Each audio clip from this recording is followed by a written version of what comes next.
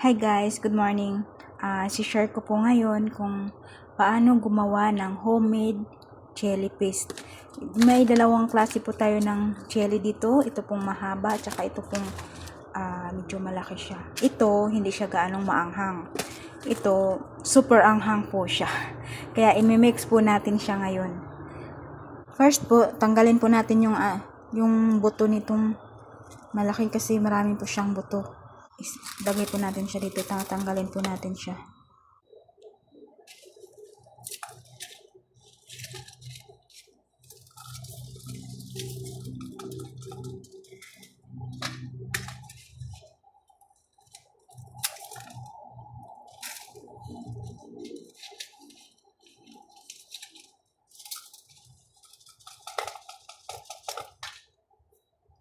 Ayan po, natanggal po natin yung mga seeds nila.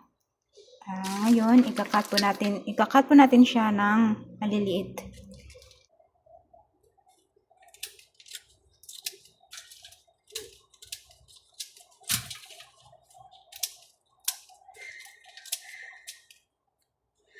Next po, hugasan po natin siya. Kasi meron po siyang mga buto.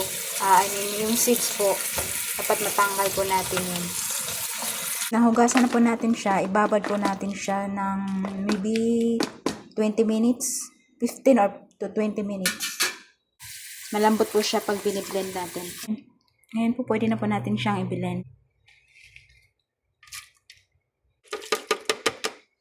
Tapos, lagyan natin siya ng sobrang anghang po guys. Umaano yung anghang. Lagyan po natin siya ng tubig.